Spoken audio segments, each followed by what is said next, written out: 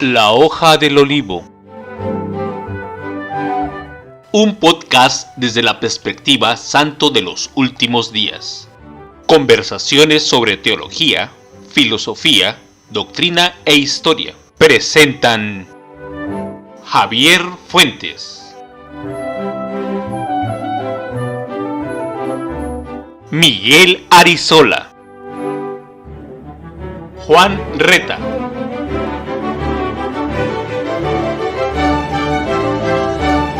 Christopher Coleman. Las exposiciones y comentarios son responsabilidad exclusivamente de los autores y no representan la posición oficial de la Iglesia de Jesucristo de los Santos de los Últimos Días.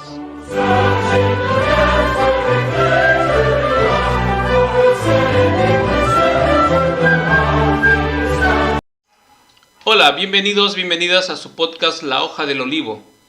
En esta ocasión continuaremos con el tema de la expiación y hablaremos uno de los rituales más relevantes simbólicamente para comprender precisamente este momento tan sagrado. Generalmente asociamos la expiación con los rituales de la Pascua, pero en esta ocasión queremos remitirnos a uno de los rituales más antiguos, quizá menos citados y pocas veces comprendido, como es el día de la expiación. Un día que está asociado con el templo, con los rituales que ahí se ofrecían y con la oportunidad que cada uno de nosotros podemos y tenemos que participar en él. Tanto la construcción del templo como el tabernáculo correspondían originalmente a los días de la creación, y toda la estructura completa representaba la unidad de lo visible y lo invisible. Toda la creación de Dios se unía en un solo lugar, y ese lugar era precisamente el templo. De tal manera que cada una de las partes que lo componían representaban tanto esa unión como los procesos por los cuales fueron creados. El día 1 correspondía al lugar santísimo. El segundo día correspondía al velo que separaba el lugar santísimo y dividía las otras partes del tabernáculo. Y las 4 etapas restantes correspondían a la creación visible del tercero al sexto día. Así, en el salón más importante del templo, en el lugar más sagrado, se encontraba la menorá y la mesa para el pan de la proposición, representando con ello la creación visible. Esta parte de la creación visible estaba asociada precisamente al lugar que ocupaba el sumo sacerdote dentro de este lugar.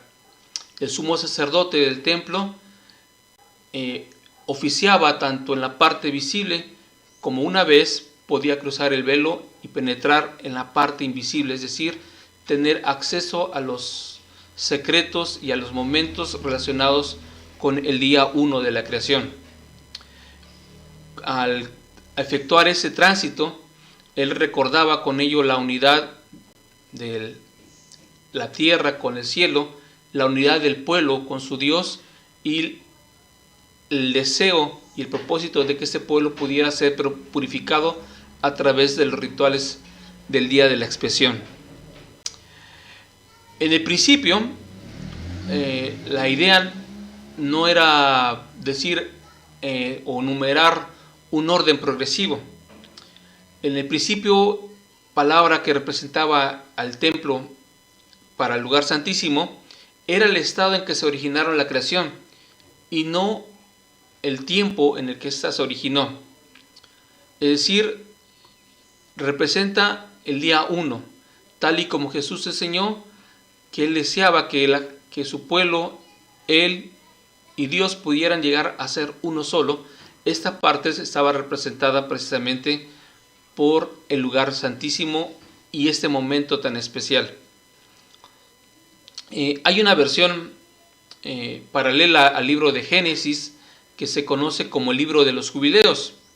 En esa versión alterna, que está corroborada por otras escrituras que encontramos en la Biblia, la creación o el día 1 corresponde a la creación o a la aparición de los ángeles. Los ángeles son el momento más especial y el momento uno de la creación. Los israelitas no tenían una concepción unitaria o monoteísta de la deidad, sino que la concebían como con hijos. Entonces es importante reconocer que el templo reúne a esta creación y su estructura completa y la participación del pueblo de manera completa en el ritual permitía unir lo visible con lo invisible. De tal forma que este momento de unión estaba representado por el velo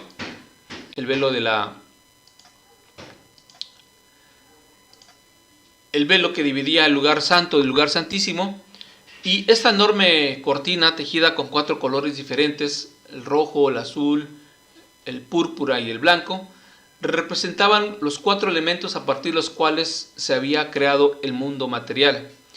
Y es importante señalar que el sumo sacerdote vestía estos mismos colores o con estos mismos colores su ropa. El sumo sacerdote tenía, como quien dice, 2 ropas ceremoniales, una representando a la creación visible o a la encarnación de Dios en la tierra, y otra con ropas blancas representando el acceso a la divinidad. De tal manera que en el sumo sacerdote podemos encontrar que Dios es uno con su pueblo. En esa parte es importante recordar que al ser Dios el Padre de los ángeles, el Padre de hijos e hijas, por esa razón llegaba a ser el Dios altísimo o el más alto Dios. Y Jesús mismo es llamado el Hijo del Dios Altísimo. Esta idea de reconocerlo como el Hijo del Dios Altísimo está relacionada con la idea del templo, en el sentido de que el sacerdote y rey, al salir del lugar santísimo y pasar al lugar santo y vestir las ropas que simbolizaban también el mismo color del velo, se convertían en hijos de Dios. De esa manera se recordaba que la divinidad tendría que en algún momento ser encarnado a través de un sumo sacerdote. Entonces Jesús, cuando es llamado el Hijo de Dios, no solamente se le está reconociendo su divinidad, sino se le está reconociendo como el gran sumo sacerdote que debía cumplir con los rituales del día de la expiación. No cualquier sacerdote, no cualquier hombre, sino aquel que hubiera salido del lugar santísimo.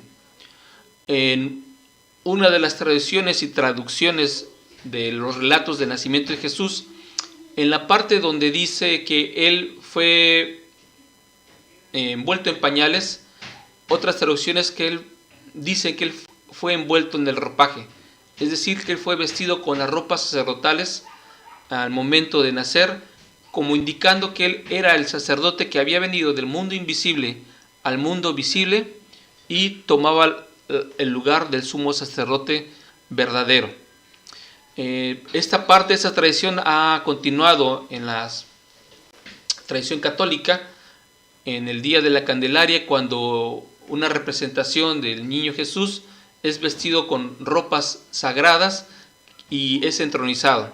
De esa manera se reconoce que él es rey y sacerdote, y esa tradición viene a recordarnos que no solamente se trataba de ser envuelto en pañales, sino ser vestidos con la ropa sagrada del sumo sacerdote. De tal manera que la clave en la teología del templo, la clave más antigua es reconocer que el Elión, el Dios Altísimo, había existido y había existido junto con sus ángeles. El Elión era el Dios a quien Melquisedec sirvió en Salem y era el Dios Altísimo.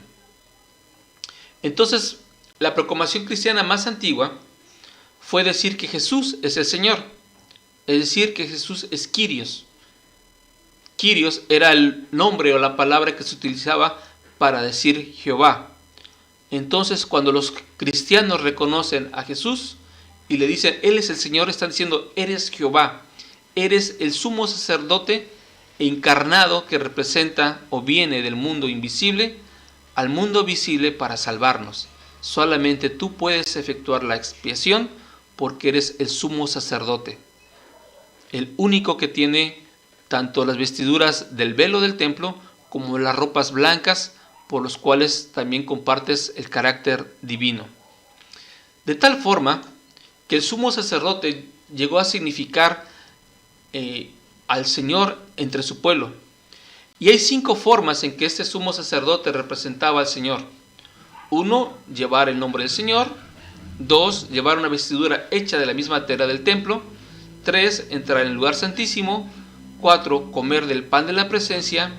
Y 5, hacer la ofrenda en el día de la expiación. De tal manera que vamos a ver cómo eso se puede cumplir y se cumple en Jesús. En esta imagen tomada de una sinagoga, vemos las manos de manera simbólica que eleva el sumo sacerdote para bendecir al pueblo. Esta era una representación de que el sacerdote bendecía al pueblo y compartía con ellos la expiación.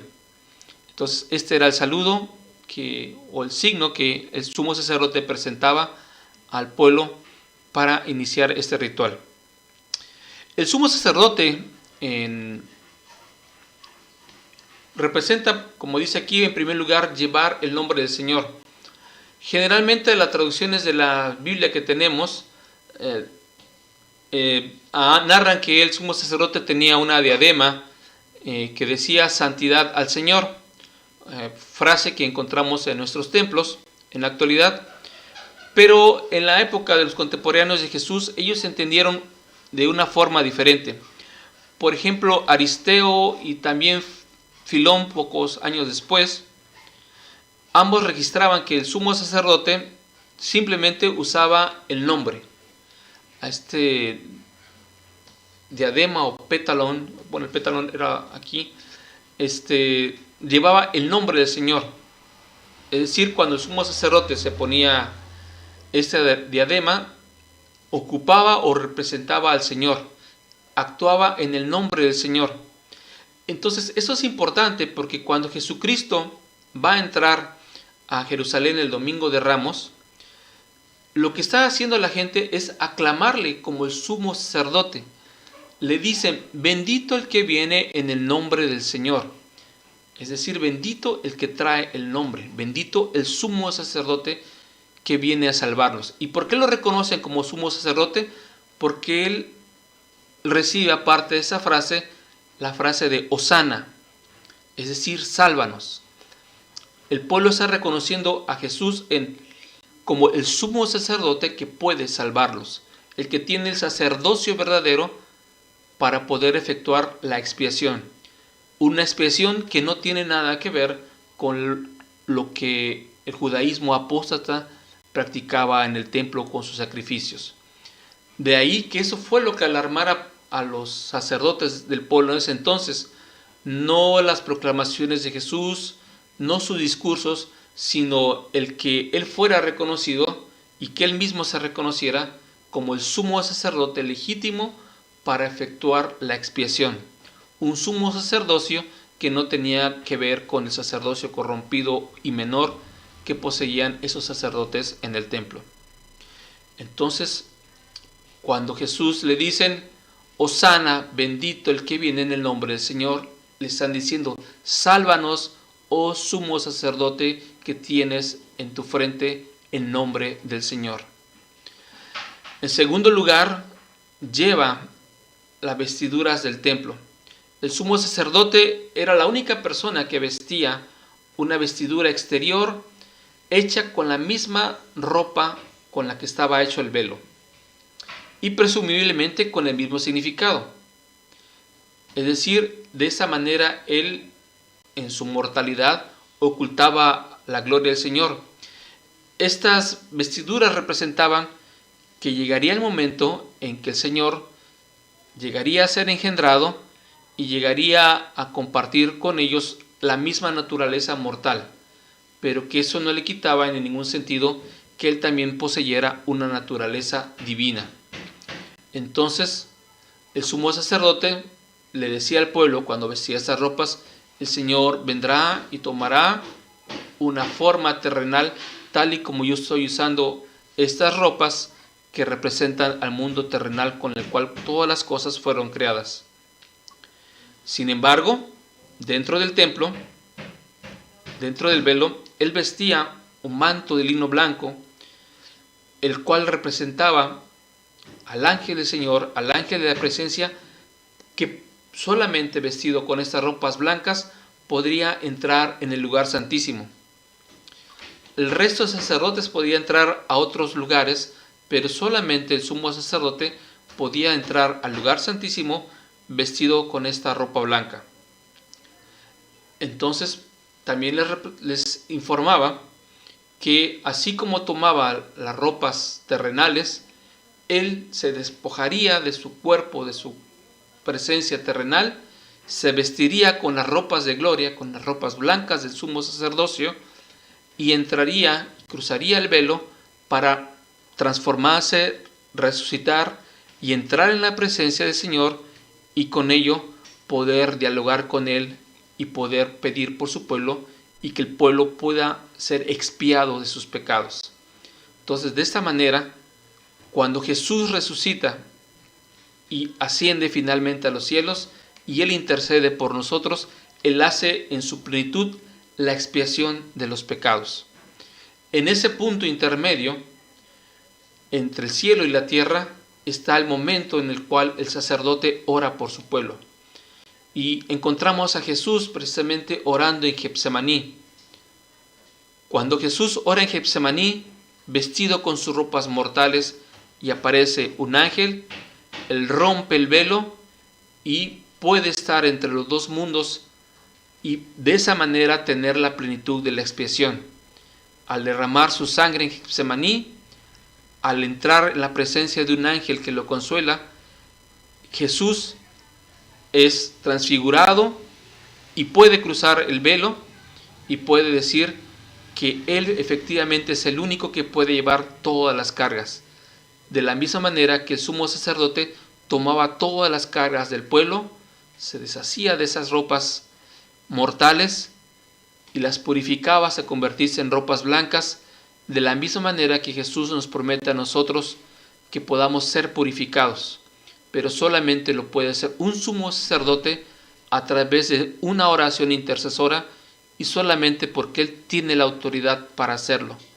Solamente Él podía efectuar esta ordenanza de oración y de intervención ante la divinidad.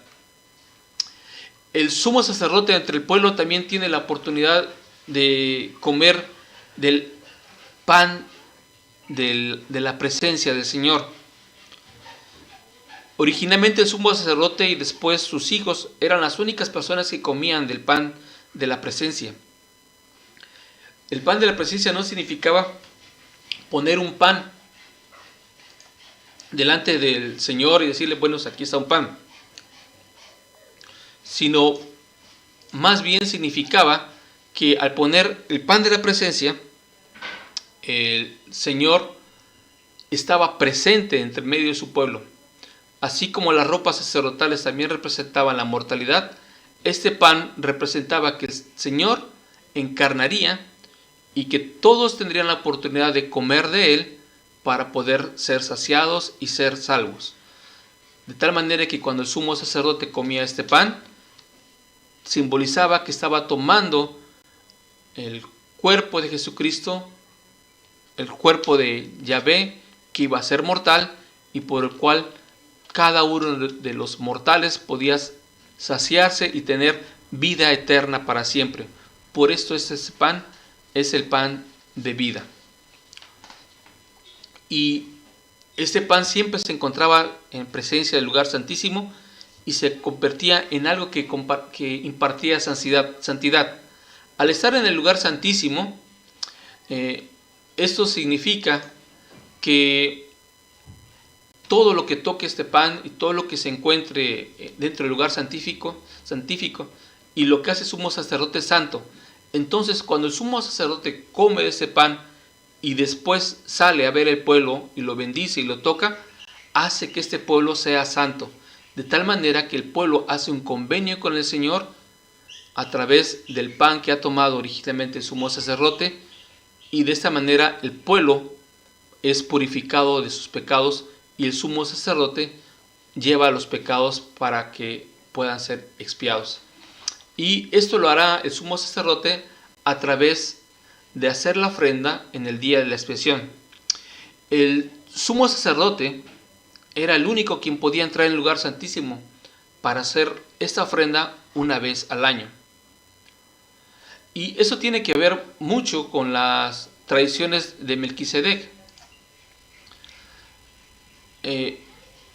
Entonces vamos a remitirnos tantito a estas tradiciones de Melquisedec, porque nos van a explicar en profundidad el papel que jugaba el sumo sacerdote dentro de esas tradiciones.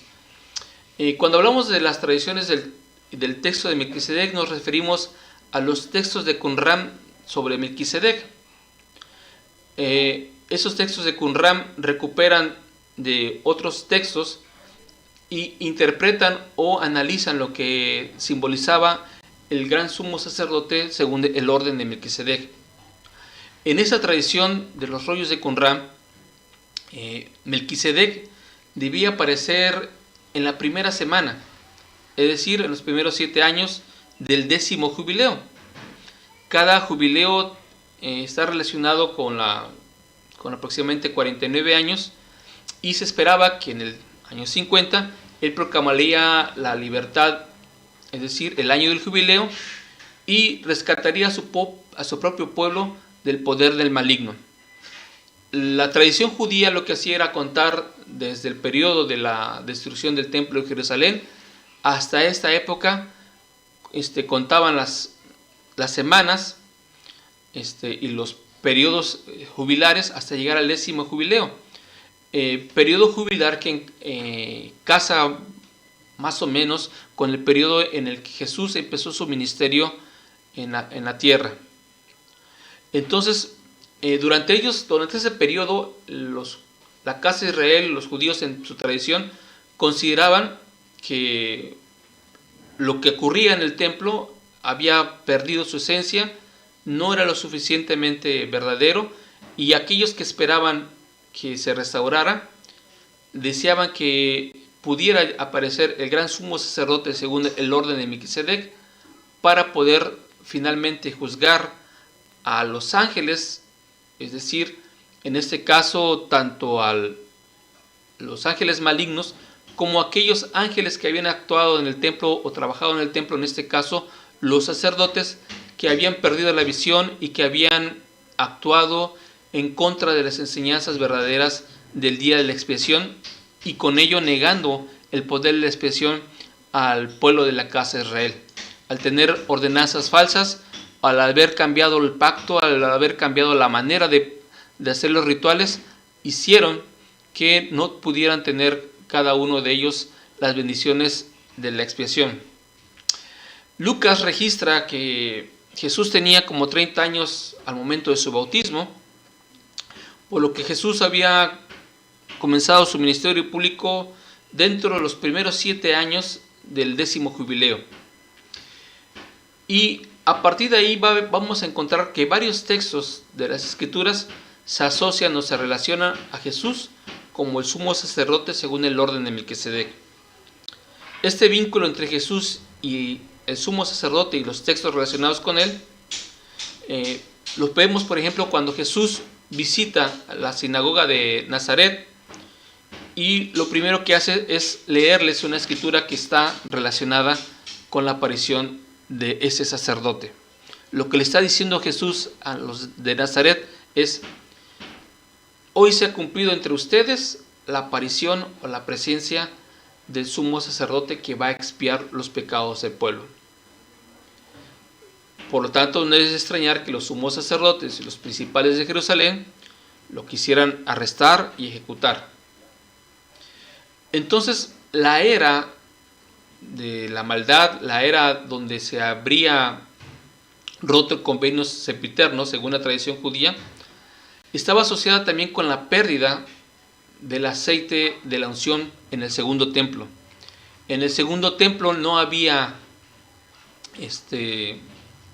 aceite para ungir, aceite consagrado según el orden de Melquisedec. Entonces, de ahí la preocupación, y lo vemos con los discípulos de Jesús, de que se restaurara el templo. Muchas veces están preguntándole a él, ¿restaurarás el templo en esta época?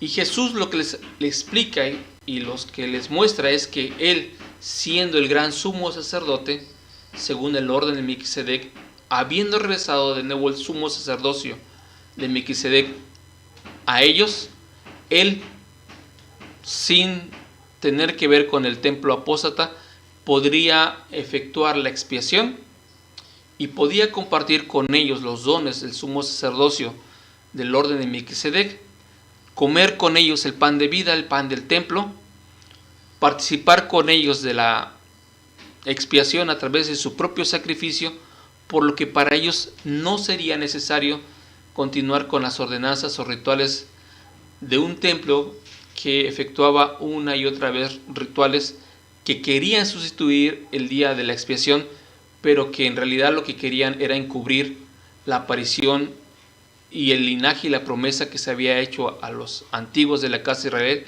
de que vendría un Mesías, y que el Mesías, es decir, el ungido, tenía que ser un sacerdote y rey que realmente restauraría el orden. Jesucristo, habiendo traído la restauración del Evangelio para la casa de Israel y habiendo traído la plenitud del sacerdocio, les está diciendo: yo soy el camino para la expiación, yo soy el verdadero cordero, yo soy el verdadero pan, yo soy el único que puede orar por ustedes, interceder por ustedes, y el que también puede ungirlos a ustedes para que puedan entrar en mi mismo reino. Y así como yo visto las ropas sagradas, ustedes vestirán las ropas sagradas y serán ungidos para poder participar en el reino del Señor. Entonces, durante todo ese tiempo, muchas escrituras citan que la tierra está contaminada, está enlutada, está marchita, que el mundo languidece, que el mundo está en tinieblas y que toda la tierra ha sido contaminada por sus moradores. Es necesario que venga el sumo sacerdote de nuevo a restaurar la creación, a encontrar de nuevo el equilibrio. ¿Y cómo se puede encontrar primeramente el equilibrio? A través de la participación verdadera de las ordenanzas del templo. El templo de Jerusalén ya no cumplía con esa función de integrar lo divino con lo humano, lo invisible con lo invisible.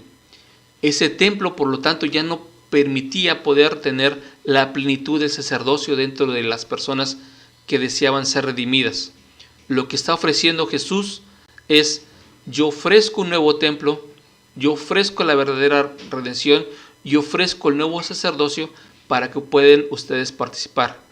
No un templo de piedras, porque no podían construir en ese entonces un templo de piedra, pero sí los rituales, las ordenanzas, la ropa y los símbolos que permitirían a su verdadero pueblo ser redimidos, porque la redención no es solamente la remisión de pecados como hemos visto, sino es encontrar la plenitud de lo invisible y lo visible, la plenitud de mi espíritu con mi cuerpo, para que sean uno en un solo gozo, la plenitud del sacerdocio para que yo pueda recibir la unción que me permita ser uno como el sumo sacerdote.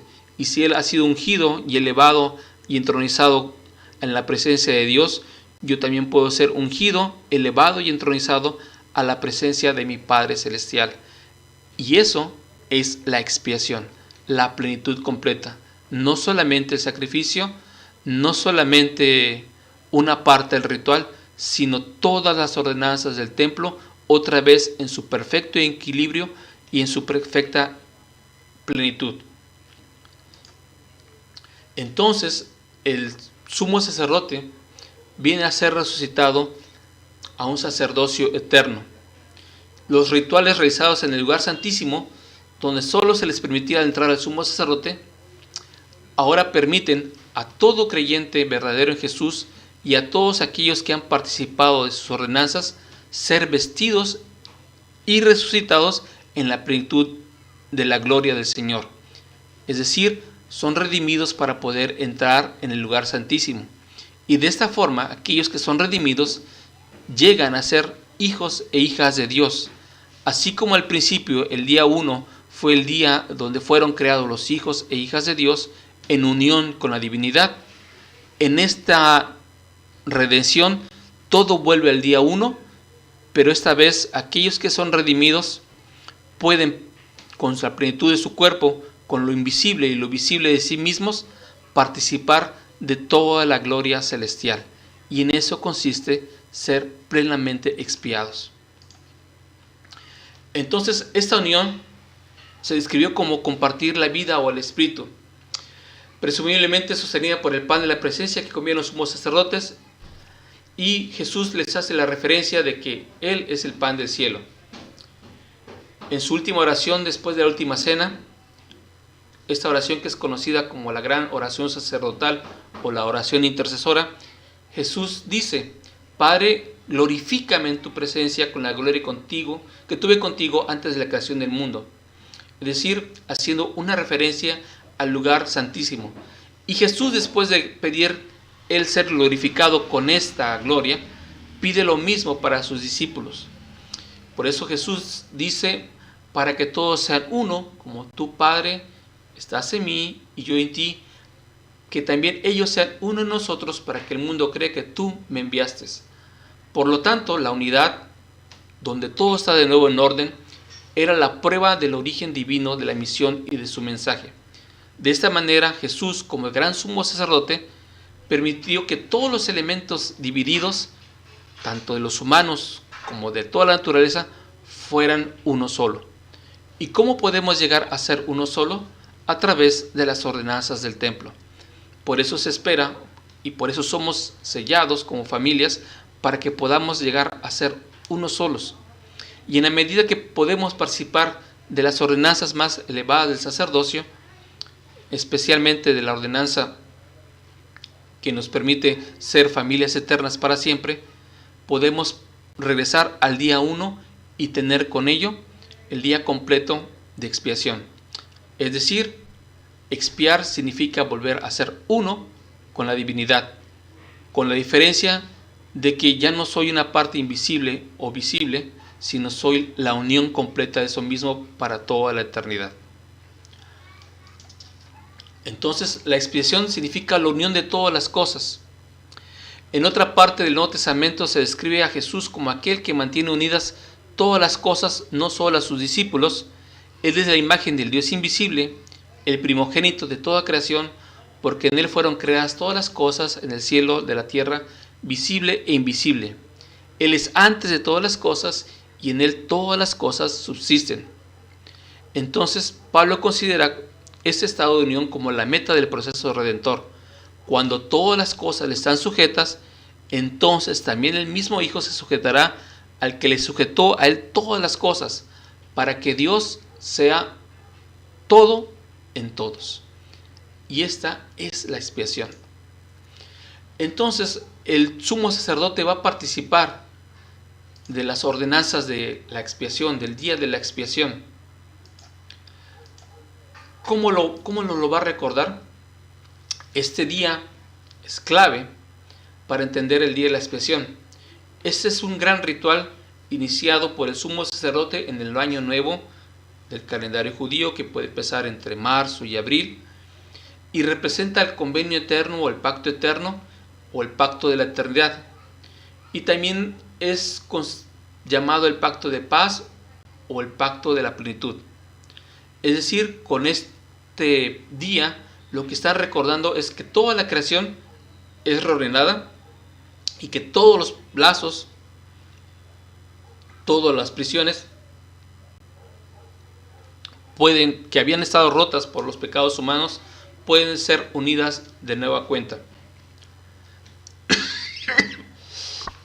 El ritual del día de la expiación se describe en Levítico 16, y en este texto se nos narra que por sorteo 2 machos cabríos eran seleccionados y se decía que era uno para el Señor y otro para Azazel. El que era para el Señor era sacrificado y el sumo sacerdote llevaba su sangre al lugar santísimo.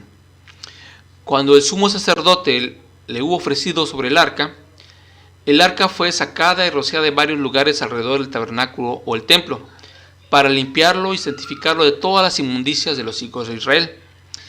Entonces el sumo sacerdote ponía ambas manos sobre la cabeza del macho cabrío para Azazel, y por este medio transfería al macho cabrío todos los pecados de Israel. Luego la cabra, el macho cabrío, fue enviado al desierto.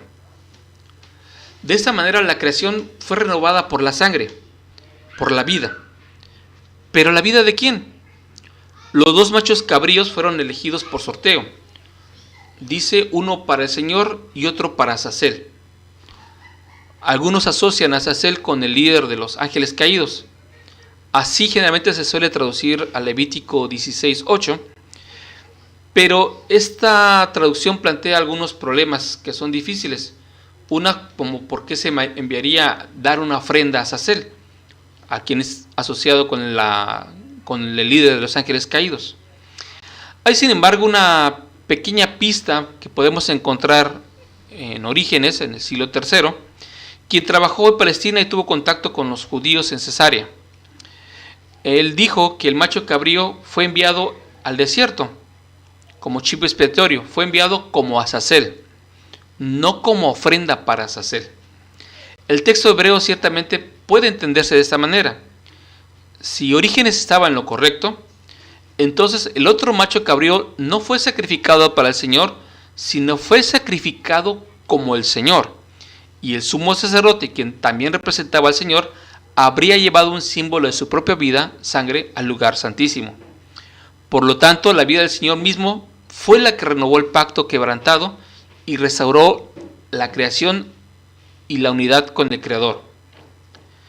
Es así como encontramos que en la carta a los Hebreos, Jesús, quien es el sumo sacerdote, es levantado según el orden de Melquisedec, y no se ofrece un macho cabrío en sustitución del mismo, sino que él, como ungido, aparece como sumo sacerdote, entra una vez y para siempre en el lugar santo, y no toma la sangre de un macho cabrío, sino es su propia sangre, con la que él asegura la redención eterna. La parte exterior del tabernáculo, como ya hemos comentado, representaba la creación visible, pero dado que el pueblo de Israel no podía entrar en esta área, no podía ser literalmente contaminada por presencia pecaminosa. Más bien fue el templo contaminado por los pecados cometidos en otras partes de la creación, y la purificación del templo fue la purificación y reconsagración de la creación. El sumo sacerdote tomaba sangre, dicha sangre que era la vida, o representaba la vida, y por lo tanto se utilizaba para la expiación. El sumo sacerdote tomaba la sangre en el lugar santísimo y después de rociarla allí, rociaba la misma vida, sangre, en toda la creación. Eso no solamente sanaba los lazos de la creación material que habían sido destruidos por el pecado de los seres humanos, sino que también reunía la creación con el Creador. Por eso Pablo dice, el propósito manifestado en Cristo fue unir todas las cosas en Él, las cosas en el cielo y las cosas en la tierra, las cosas pertenecientes al lugar santísimo y las cosas pertenecientes a los otros lugares del templo. Jesús de esa manera logra la reconciliación de todas las cosas. Él une en Él a todas las cosas y reconcilia todas las cosas en Getsemaní y en la cruz. Entonces, de esta manera, el sumo sacerdote, al poner ambas manos sobre la cabeza del macho cabrío, transfería a él todos los pecados de Israel.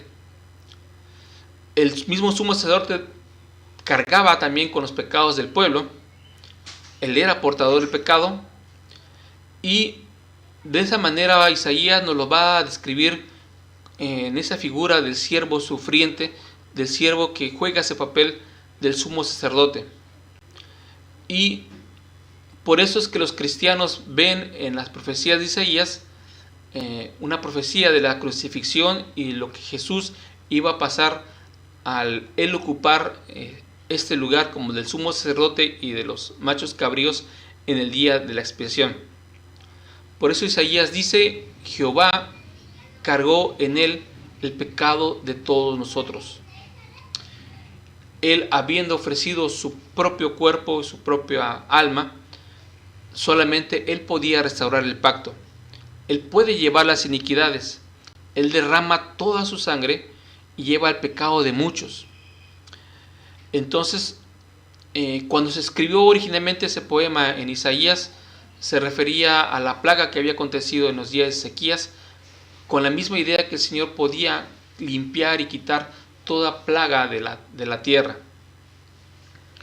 Los cristianos, y eso es algo notable, inmediatamente reconocieron como profecía mesiánica las palabras de Isaías, aunque la palabra Mesías no aparece en este texto, o por lo menos no aparece en la versión masorética. Pero en los targums de los judíos relacionados con esos textos, en los textos de Isaías dice: mi siervo el Mesías. Y en los rollos del Qumran, el siervo que aparece en Isaías también aparece como mi siervo el Mesías. Es decir, alguien ha sido ungido para ser el siervo del Señor, y en ese caso es el que representa al Mesías. Y entonces su apariencia no es una apariencia común. Esas escrituras que está citando tanto Isaías como los rollos de Mar Muerto nos reúnen entonces a alguien que es un sumo sacerdote, que es un ungido tanto como rey como sacerdote, que es Mesías, que es el siervo de la luz en los textos del Qumran, que puede limpiar con su luz todas las cosas, y es a la vez el siervo sufriente que a través de su propio sacrificio logra que no solamente su pueblo, sino toda la creación puedan encontrar de nueva cuenta el equilibrio que requería cada quien. Entonces, el día de la expiación finalmente nos recuerda que Jesús llevó sobre él nuestros pecados. Él padeció como cuando salió al desierto y llevó el pecado en solitario por cada uno de nosotros, sin ninguna ayuda. Esa representación del macho cabrío que parte al desierto, nadie lo acompaña, nadie va a ver por él, él tiene que hacer la expiación de manera única. Y el otro macho cabrío que es sacrificado y su sangre derramadas para recordarlos que solamente él derramó su sangre. Jesús, al ocupar el lugar del macho cabrío y ocupar el lugar del sumo sacerdote, nos viene a decir que ya no es necesario que haya un sumo sacerdote que pueda hacer esas ordenanzas porque él las realizó, pero sí nos recuerda a la vez que nosotros requerimos de ordenanzas salvadoras que nos vinculen a él, que nos recuerden que su sangre ha sido derramada, y que ritualmente también nosotros podamos despojarnos de nuestras ropas materiales que representan las ropas de colores, las ropas del mundo, y vestirnos con las ropas blancas para entrar en la presencia de Dios. La expiación entonces es centrada en los rituales del templo y en los dones que podemos recibir a través del sacerdocio de Melquisedec. Siendo Jesucristo el gran sumo sacerdote, según este orden, él ha logrado la expiación y nos invita a cada uno de nosotros a que podamos recibir la expiación en nuestra propia vida, tomando sobre nosotros las ropas del sumo sacerdocio, yendo al templo, preparándonos para purificarnos y preparándonos para entrar en el lugar santísimo, donde podremos conversar con el Señor y podremos ser uno con la deidad. Y por eso el día de la expiación fue tan importante, y por eso fue quitado de la tradición israelita o disminuido tanta su énfasis para resaltar más los días de la Pascua, más el sacrificio de animales, sin ninguna asociación al gran sumo sacerdote. porque ellos sabían que al reconocer al sumo sacerdote tendrían que reconocer que Jesús era el Mesías. Y bueno, este es nuestro podcast el día de hoy y espero que puedan llevarse esta reflexión con ustedes y que cuando vayan al templo recuerden que es parte de nuestro proceso de expiación, parte de hacer la expiación de Jesucristo en nuestras vidas, algo real y algo verdadero. Y esto lo comparto en nombre de Jesucristo. Amén. Buenos días, buenas noches a todos.